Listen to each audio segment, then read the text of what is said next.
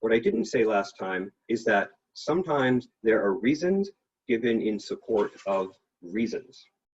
A complex argument is an argument where you give reasons for the reasons. A good way of thinking about the process of argument, you can think of argument as a process. It's helpful to think of argument as a process.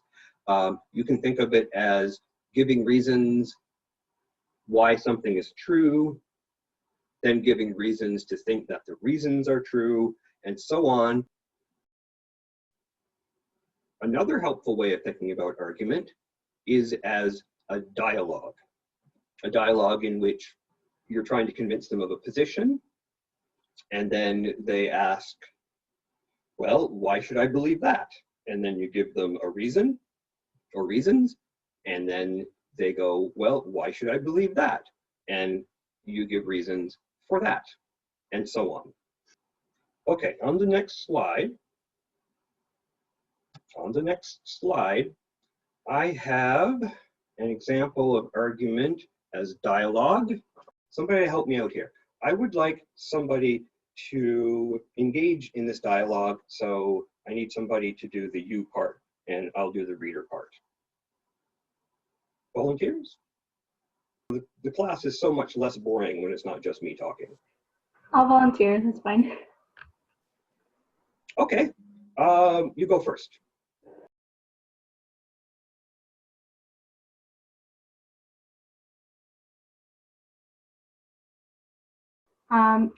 The best way for the federal government to improve a sluggish economy is to give tax credits to its poorest citizens.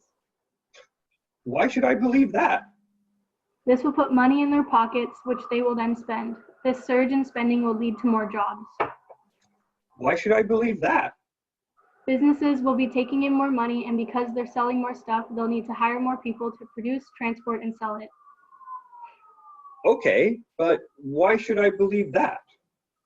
Well, it's just common sense, isn't it? And if you don't believe me, go read economist Paul Krugman's blog. He won the Nobel Prize in economics, so he knows what he's talking about. Okay, but why give tax credits only to the poorest citizens? Why not give them to everyone? We can't give tax breaks to everyone because the government still needs tax revenue to function. The poorest people are the ones who have trouble meeting their day-to-day expenses. They will be forced to spend the money right away, whereas better off people may invest it or put it into savings. Okay, great, thank you. So I hope everybody got from that the idea of how an argument is a matter of supporting a thesis by giving reasons or answering the question, why should I believe that? Here is the same argument in, this is how it would look if you wrote it on an essay, for example. It's a paragraph. Take a moment and read it. I'm not going to read it out loud. So as you can see, this version contains all of the same information as the first version. It just happens to be in essay form. And where in the dialogue, somebody directly referenced Paul Krugman and said who he is, and the equivalent of doing that in an essay, of course, is to put in a citation or a footnote, which you can see here. Here's the footnote there. Why did I put it in brackets instead of the way a footnote normally looks? Well, it's easier to see. Are there any questions on that?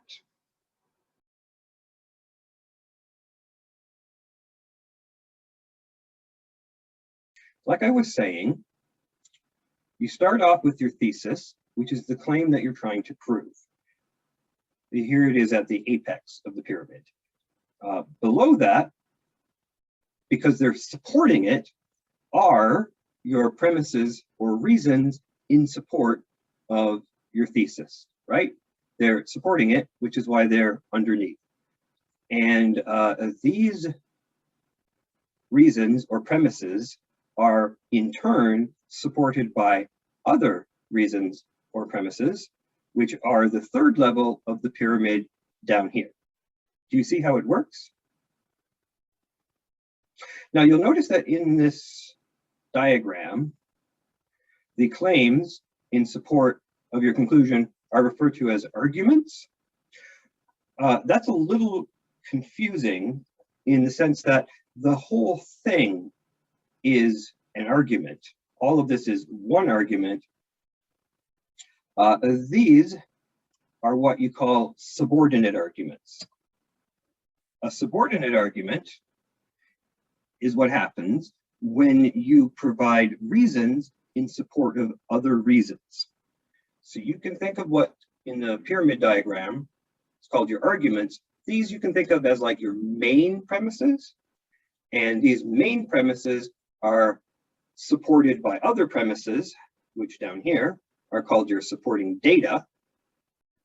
And because you have your data supporting a claim here, this is also an argument, right? The whole thing together is an argument because an argument is one claim which is supported by other claims. So this whole thing is an argument, but likewise, you can zoom in on what's called argument one over here. And as you can see, this has the same sort of pyramid structure. It has it's a claim which is supported by other claims. So we speak of these as the subordinate arguments. A subordinate argument is like an argument nested within an argument. Okay, so like I said, most texts of more of a page or more in length are going to be complex arguments, which just means that they give reasons in support of their reasons. Argument is a process of making a claim, support and giving you reasons to think that that's true, giving you reasons to accept the reasons until it grounds out in reasons that don't need support or that your audience will accept. Reasons like this. So there are basically three kinds of premises that do not need support, the ground level premises. The first is claims that are common knowledge or obviously true. You don't have to support a claim if it's a claim that your audience already believes, and you can assume that it's a claim that they already believe. An example of a common knowledge claim might be Mary Shelley was the author of the novel Frankenstein, or people don't like getting sick. There's a claim that doesn't need support. You will see that the slide says claims that are common knowledge or obviously true. Obviously true refers to claims that are similar to common knowledge, but also different in an interesting way. Here is an example which I like because it's about Star Trek. The needs of the many outweigh the needs of the few. This is a claim that most people would agree with. When Spock says this claim in The Wrath of Khan, he presents it as self-evidently true. He doesn't say the needs of the many outweigh the needs of the few and then give an argument in support of that or give a citation. He says it and he expects you to believe it. He seems to treat it as self-evidently true. Is this a fact? Is this an opinion? Either way, just about anybody would accept it, and that's why it doesn't need support. The second kind is citations from authoritative sources. Well, I gave you an example there, right? The Paul Krugman citation doesn't require support because, one, we're told where it came from, and two, the person where it came from is an expert in the field, and we normally accept the testimony of experts as evidence. I'm going to be saying more about how to do citations in a future class. I'm also going to say more about who is and who is not an authoritative source. Okay, the third kind of premise that doesn't require support is a premise that is, remember, premise means the same as reason. So the third kind of reason that doesn't need support is direct reference to information the reader can verify for themselves. The most common example of that you meet with in university is a primary source. So for example, I'm teaching another course this semester in science fiction, and if a student is writing an essay on one of the books that we're reading, such as Frankenstein by Mary Shelley, and they want to make a point about the book, Victor Frankenstein says blah. Well, then they could give me a page reference to the book, and then I could look it up for myself and verify that, yes, that character does actually say that thing in this book. So this is different from a citation because we're not accepting it on someone's authority. It's something that we can verify for ourselves. When you look at something to verify information for yourself, such as in a novel, the source that you look at is usually called the primary source. So references to primary sources don't generally need support, although if it's a book, it's very helpful to say what page it's on. Primary sources are not the only kind of direct reference. It's direct reference when it's anything that the reader can verify for themselves. So I'm looking outside the window here in North York, and I can see that it is not raining.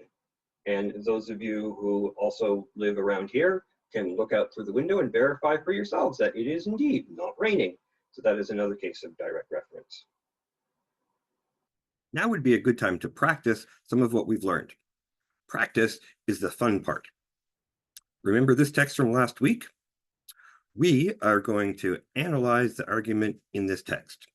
We're going to find the conclusion and the premises, we're going to paraphrase them, and we're going to put them in standard form. Let's start by opening it in a document that we can manipulate. I want you to pause the video, read this over a couple of times, and then tell me what you think the conclusion is. Conclusion, remember, means thesis or main point, the thing that they're trying to persuade you of. I'll wait.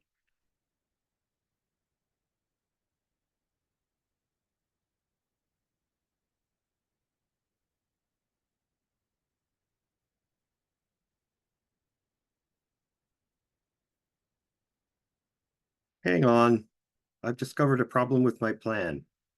This is a recording. You can't tell me what you think the conclusion is. Oh well, just write it down then. Meet me halfway. Is it this? Well, if this is what you got, you're on the right track, but the conclusion can't be exactly this, and I'll tell you why. This is a statement of belief. We believe that altering the definition of marriage in this way would be a mistake. But the conclusion of an argument is something that is shown, can be shown, possibly needs to be shown with, well, argument. If I said, I believe that the definition of marriage, I believe that altering the definition of marriage in this way would be a mistake, would you go, I need proof that you believe that? You wouldn't go like that? Well, that's good. I knocked something off the desk. Normally, we just believe people about their beliefs, right? I believe blah is not something that you can normally argue for. So what we have to do here is paraphrase. Mr. and Mrs. The Marriage Institute aren't writing this paragraph to tell you what they believe. They want to convince you that altering the definition of marriage is objectively a mistake and not merely their opinion. And here's something to think about. If altering the definition of marriage were a mistake, then it would be a mistake regardless of what Mr. and Mrs. The Marriage Institute thought about it, regardless of their opinion. It's time to have a little talk about opinions. This is a course on social issues, and we're accustomed to thinking of social issues in terms of opinions. Now, if you ask me, I think opinions are what's wrong with this country. Everybody and their extremely pretty Siamese cat thinks that they're entitled to an opinion. That's why we can't agree. That's why we have to have these stupid elections every 4 years. I blame the liberals. That last bit is a joke that you will get in about 5 months. Trust me. Back to opinions. Let me explain why a course on social issues is not a course about opinions. Opinions, like feelings, are facts. But your opinion is a fact about you. This course, on the other hand, is not about you, and consequently, it's not about opinions. But if you can tell me your opinion and then give a justification for it, well, you might have an argument.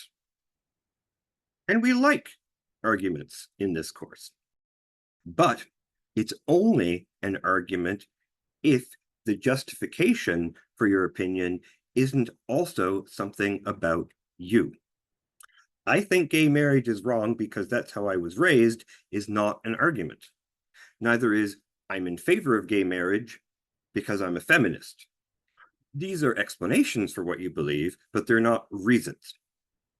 Mr. and Mrs. The Marriage Institute could have written a text expressing their beliefs or feelings. This is something that people do. If they follow up that statement of belief with reasons, though, you're probably looking at an argument, and phrasing it in terms of what they believe is just one of those things that I talked about earlier. It's a writing thing. It's a way of stating their opinion. It sounds good. Let's talk about reasons. Reasons tend to be statements about things in the world. They're objective, if you like that sort of language. If they said instead something subjective, something about them, maybe Mr. and Mrs. The Marriage Institute say they believe this is a mistake because they're devout Christians, then maybe they're not giving an argument.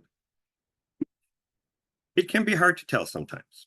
Lucky for us, I've already told you that this is an argument, so we know that Mr. and Mrs. The Marriage Institute are making a claim about something in the world and not something subjective.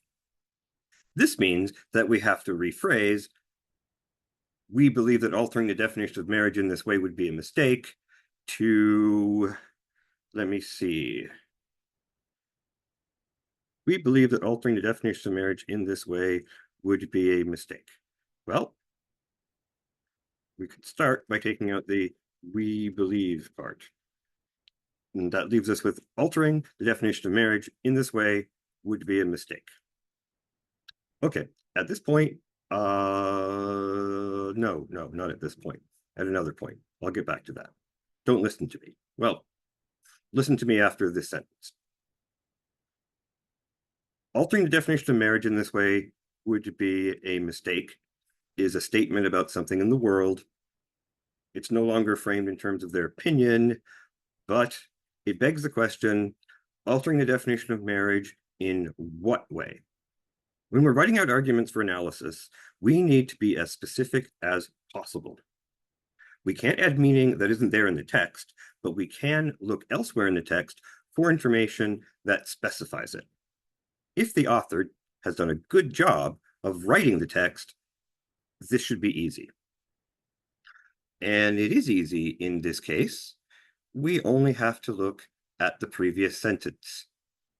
You see here, many groups are advocating to extend the legal status of marriage to include same-sex couples. That the next sentence is the we believe one, so obviously this is what they're talking about. So we will change altering the definition of marriage in this way to include same-sex couples would be a mistake. And so let me pop over here and capitalize that, the first letter, so that's a proper sentence. I can't remember if I mentioned this earlier, but when you are writing out premises and conclusions, they all need to be sentences. They need to be complete sentences, not sentence fragments, not 2 or 3 sentences. And specifically, they need to be statements. They can't be questions. If you see something that looks like it might be a premise, but it's a question, maybe try rephrasing the question as a statement. Now notice that there's so slightly different language in these 2 sentences. One of them says, extend the legal status of marriage to include same-sex couples. And we wrote, altering the definition of marriage to include same-sex couples, altering instead of extending. We also didn't include a reference to the legal status. Maybe we should change that. Altering the definition, we can make that more specific. We can say altering the legal definition of marriage to include same-sex couples. Okay, I think now that we have included all of the information that is in their thesis statement. But notice, I want to draw your attention to this fact.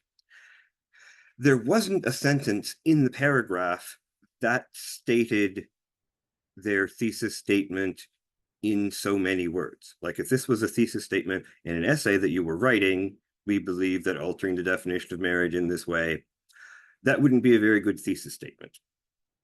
On rare occasions, the conclusion of the argument isn't included in the text of the argument at all. And I'm not talking about something like what we have here, which contains some of the information that is in the conclusion, and you can flesh it out by looking at the other statements in the text. I am talking about texts which leave their conclusion implied. They leave it to the reader to draw the conclusion. This doesn't happen very often. And when it does happen, it's probably because the author thinks that the conclusion, the inference that they want you to draw, is so obvious from what they've said that putting it in would be stylistically not good. Perhaps they think that they've made their conclusion so evident that it would seem like they're talking down to the reader to state it in so many words. But there's also something that has to do with rhetoric.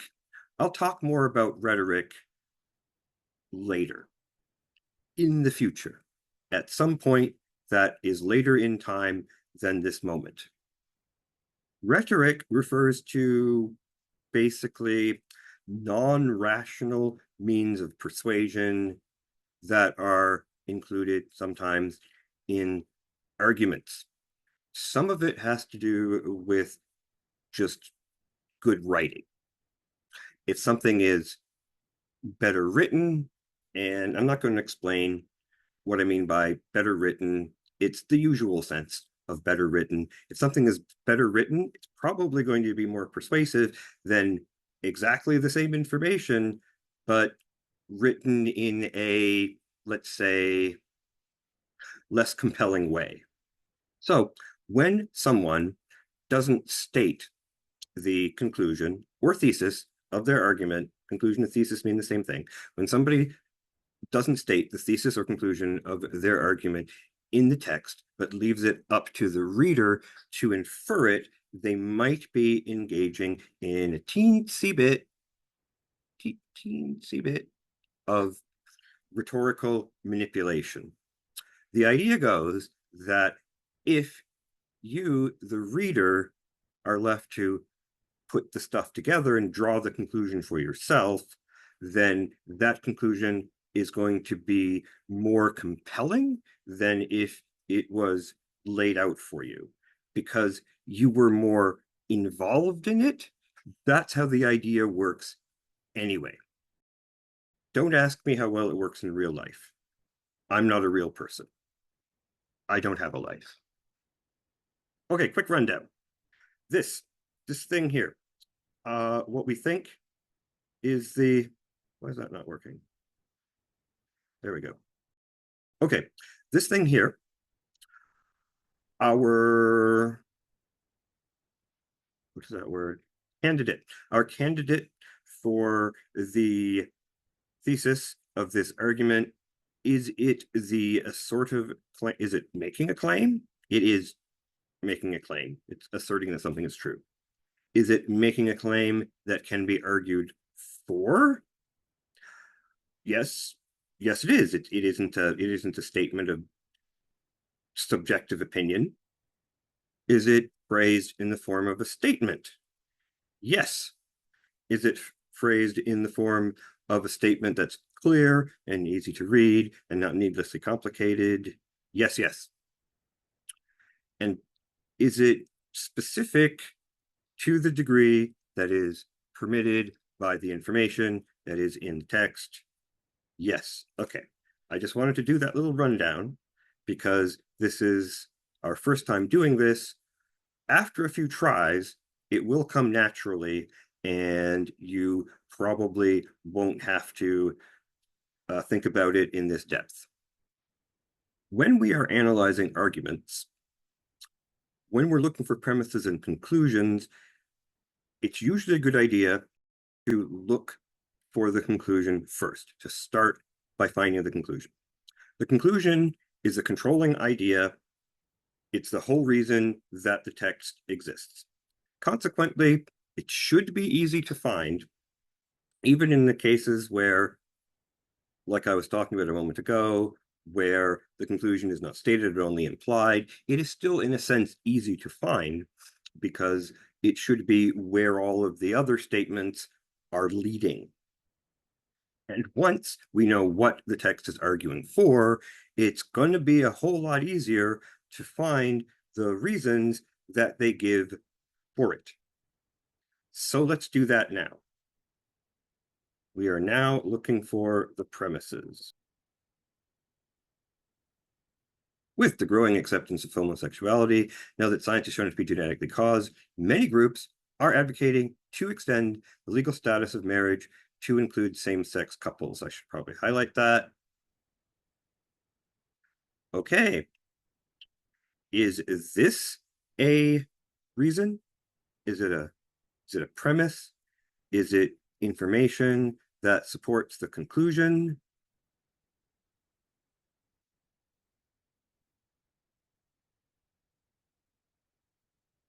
3, 2, 1. No, it is not. I mean, it says growing acceptance of homosexuality. Many groups are advocating to extend the legal status of marriage to include same-sex couples. This doesn't sound like a reason to not do that thing. It sounds like it's a reason to do that thing. So we know that it is not a premise for the conclusion. So why is it here?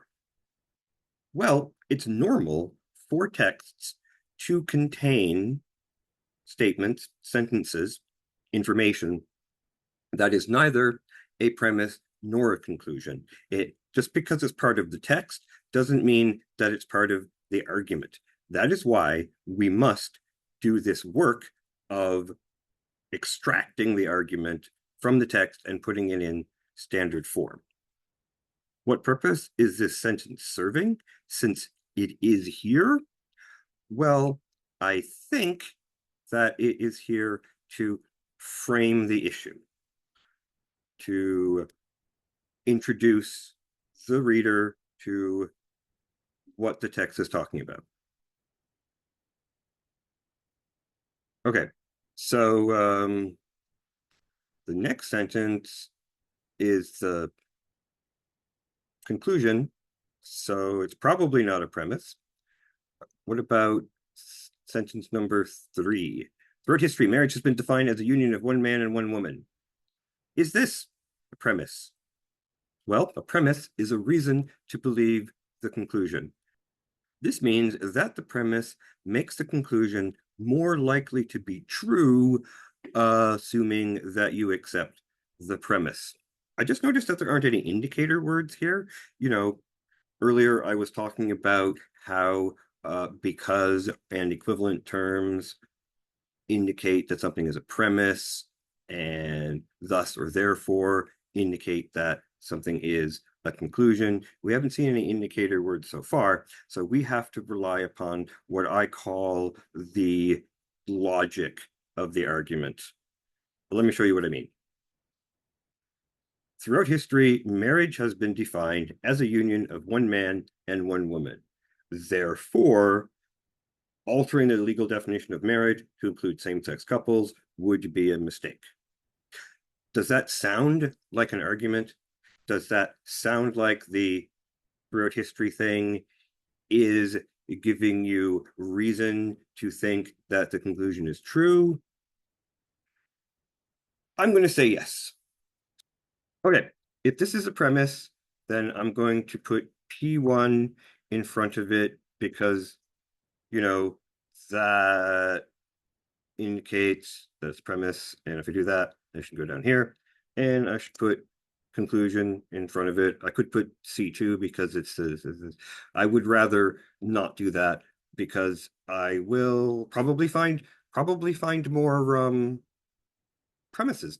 And the number of the premises and the conclusions it's really the number of statements or claims. It's not premise one, premise two, and then conclusion one. The numbers are the number of claims.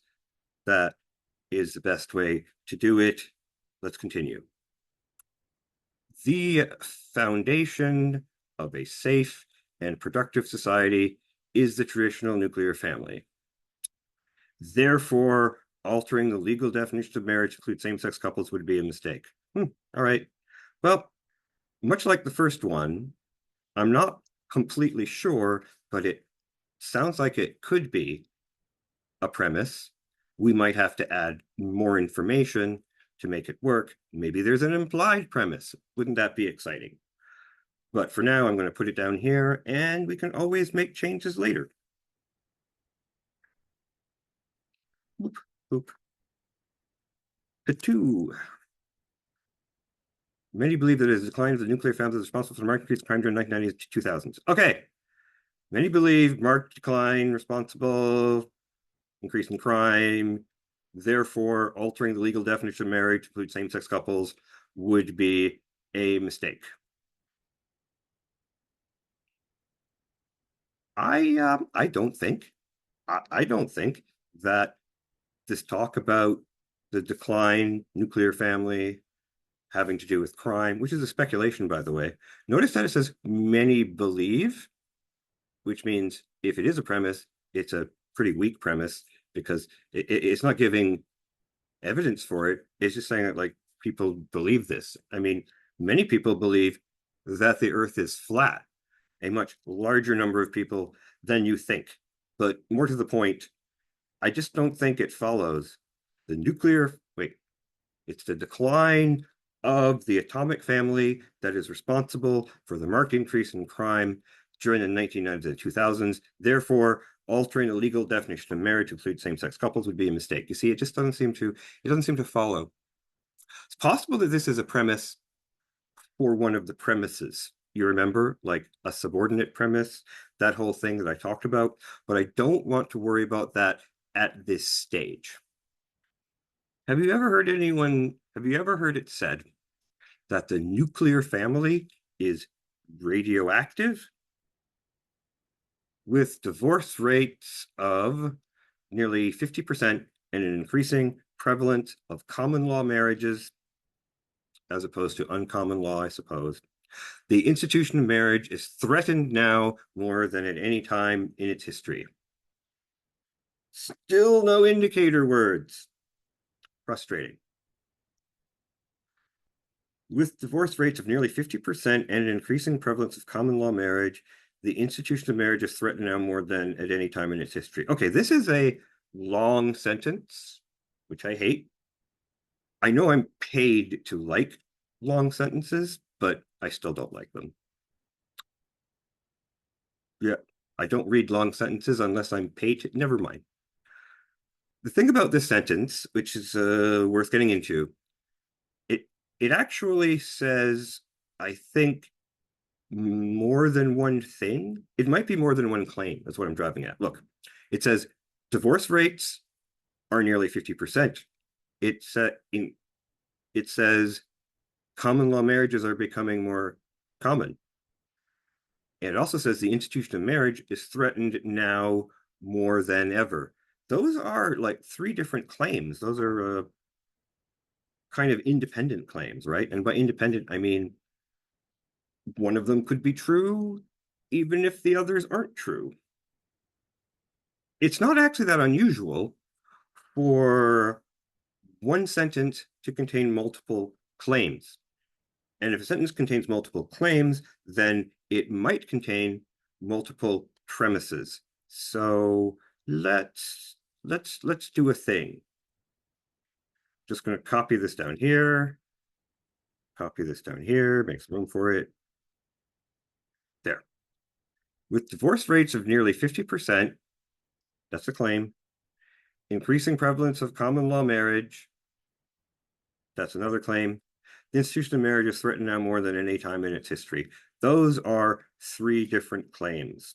When we are doing the thing of putting the argument in standard form, we are supposed to write out each claim as a straightforward sentence. I think what we have here is a subordinate argument. Check it out. Premise: divorce rates are nearly 50%. I'm not rephrasing these into complete sentences yet. I'm not doing it yet. Premise: common law marriages are becoming more common. Conclusion: therefore, the institution of marriage is threatened now more than at any time in its history. It sort of looks like those two statements are reasons to believe that the institution of marriage is threatened a lot now, more than ever. And that's why I think this might be a subordinate argument. But like Ultra Magnus, I don't want to deal with that now. I don't want to deal with showing you how to represent subordinate arguments in standard form when it is the first time that I'm showing you standard form at all. It might be a good idea, tutorial leaders, might be a good idea to finish this process that I have started here in the tutorials. Look at it this way. Divorce rates are nearly 50%. Therefore, we shouldn't alter the definition of marriage to include same-sex couples. That doesn't really seem to follow, does it? Like, what does same-sex couples have to do with divorce rates? Are they implying that same-sex couples would get divorced at a greater rate than opposite-sex couples? How would they know? Because this was probably written at a time before same-sex unions became, common and normal like they are now. I mean, if you think marriage is a good thing, then why wouldn't you want more people to get married? But anyway, we are verging on critiquing the argument, which is fun, admittedly, but it's not what we're doing now. And we don't have unlimited time. Common law marriages are becoming increasingly prevalent. Therefore, altering the legal definition of marriage to include same-sex couples would be a mistake. Do you think that follows? I don't think that follows. I'm not sure what the prevalence of common law marriages has to do with altering the legal definition. Look, if same-sex couples are not allowed to get married, then presumably they are in common law relationships. And so if you think the common law relationships are bad, then maybe you want to allow those people to get married. Like, do you see what I mean? I'm not trying to argue with the text. What I'm suggesting is I don't think that this claim is a premise, at least not a premise in support of the main conclusion. The institution of marriage is threatened now more than any time in its history. Therefore, altering the legal definition of marriage to include same-sex couples would be a mistake. What do you think? it is normal to, when you feel that something is threatened, especially threatened, you maybe don't want to mess with it. So I guess if you look at it that way, then this could be a reason to not allow same-sex marriage. I think we can be confident that it's intended to be a reason not to allow same-sex marriage. So let us do that thing, by which I mean put it into our draft standard form. Control V. There's only one sentence left. We must therefore protect it from further harm. Protect what from further harm? Why, marriage, obviously. The institution of marriage. I wonder if they mean protect the traditional nuclear family. Well, anyway, we must protect marriage from further harm. Therefore, altering the legal definition of marriage to include same-sex couples would be a mistake. Okay, so this is similar to the institution of marriage is now threatened more than at any point in its history. We must therefore protect it from further harm. Altering the legal definition of marriage would be a mistake. It sounds to me like possibly this claim is meant to work together with premise 3 here. Hello, premise 3, how are you? In order to derive the conclusion. So we'll put it here. I mean, if we change our mind, we can always take it out. It's very easy to erase a computer screen. What do we do now? Do we stop and go play The Witcher 3? I wish. Let's review what we have. First premise, throughout history, marriage has been defined as a union of one man and one woman. Second premise, the foundation of a safe and productive society is the traditional nuclear family. Hey, I will say one thing for this text. Whoever wrote it has thoughtfully put almost all of the things that might be premises, the claims, put almost all of the claims in straightforward declarative statements so we don't have to rephrase them. That was thoughtful. Premise 3, the institution of marriage is now threatened more than at any time in its history. Premise 4, we must therefore protect it from further harm. Ooh. Did you see the therefore?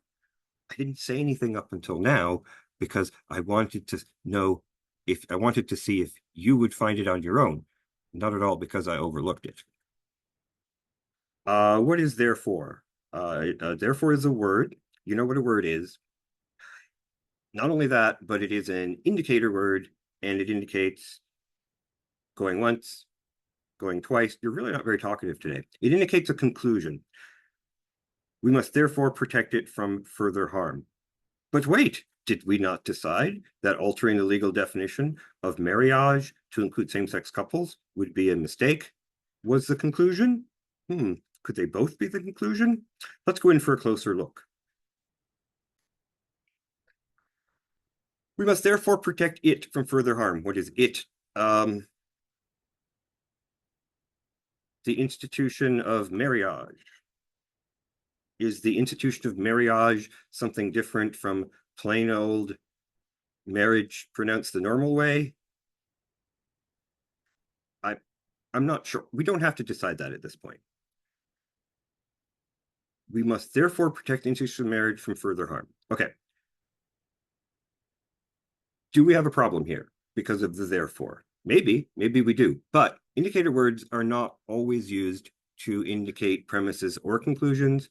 They are words that have a life of their own, and they can be used to indicate premises and conclusions. They're not always used that way. The word since, for example, can indicate a relationship of like inference, indicates a premise. like the word because. Since can be used in a way that is synonymous with because, but since can also indicate time. Also, sometimes people use words incorrectly.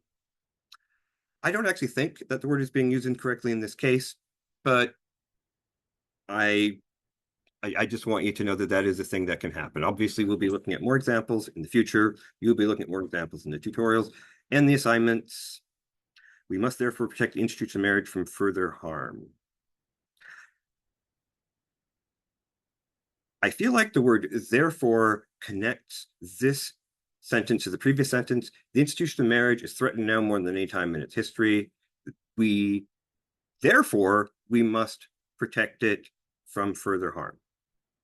See? Now the question becomes, is this a separate conclusion? There really shouldn't be more than one conclusion. There can be subordinate conclusions and a main conclusion, but it is very rare and dangerous to have like a text that's arguing for two different, you know, conclusions, like what it all adds up to is two different things. Don't do that. It's very confusing. It's possible that in this context, these two statements could be somehow saying the same thing. Well, I think it's ultimately some version of that. Their rationale for not allowing same-sex marriage is because it ostensibly protects marriage. That is the reasoning here. This is a good example of how reconstructing arguments, that is, taking a text and putting the argument into standard form, is an art rather than a science, meaning that sometimes you can come up with different or slightly different results, which are equally good. So for instance, we could interpret this as P1, P2, and P3 are premises for P4 here, and then P4 is a premise for C. So P1, P2, P3 lead to P4, and then P4 leads to the conclusion. I guess I'll put C5. Or it could be that these are all premises that lead directly there. This sounds like one of those things that I should leave you to pick up in the tutorial. So that's your example of taking a kinda complex argument and putting it in standard form. And I hope it was helpful. And now I'm going to say goodbye.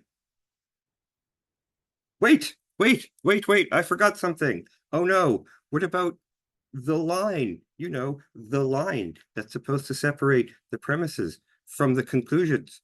The line is so very important. There, now there's a line. Why is the line important? Well, the line separates the premises from the conclusions. Since I've already put P's in front of the premises and carrots in front of the conclusion, it isn't really necessary to have the line to also indicate what's premise and what is the conclusion. But I'm putting it there because I want you to remember it. Remember the line.